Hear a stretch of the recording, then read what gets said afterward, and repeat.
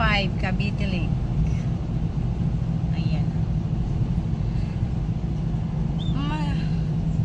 Another day, another vlog, another routine sa buong maghapon. O, diba? Sa ulo ko pa yung aking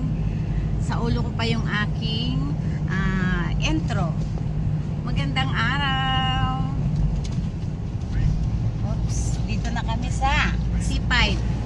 Ayan, teka lang ha, kasi kukunan natin ang airport. Maganda kasi dito kunan ang airport. Ayan o. Ayan, lalaking aeroplano na yan. Philippine Airlines. Ayan, diba?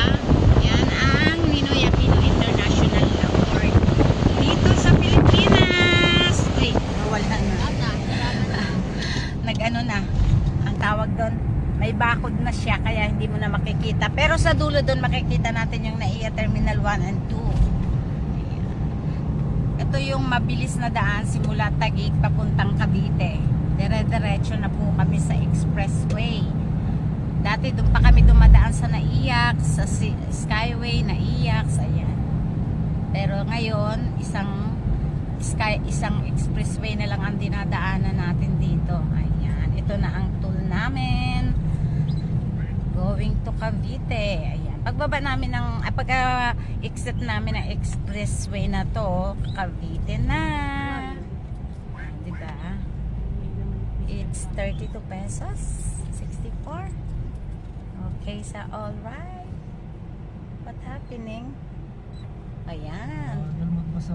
Bagal namang magbasa ng ano na yun. Alam mo na dito pa nga? Yes, alam na namin dito. Naligaw lang kami. Dito sa lugar na to, maya makikita natin yung Terminal 1 and 2. Ayan o. Oh. Ayan na nga. O, oh, diba? Oh. Wala nang bako dito. Doon lang. Uy, ang laki naman ng Korean, no?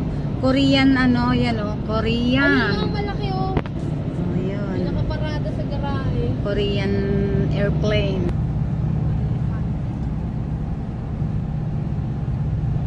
Ang tagal-tagal ko nang hindi ano, ayan pa. Ang tagal-tagal ko nang hindi nakapag-vlog. Ayan, ang bilis naman ng Cebu Pacific. Ano yun? Kakalanding lang. Kala ko yung Kalanding ba? Ay, titik off siya. Ayan o. Oh, diba? Wow. Anong oras? O, hindi siya. Ang ganda naman ng airplane. Walang traffic sa itaas. O, diba? Okay, sa alright. Maganda pag dito talaga nadaan. Mabilis, walang traffic. Bilis, walang traffic at daming distraction. Kaso pa lang.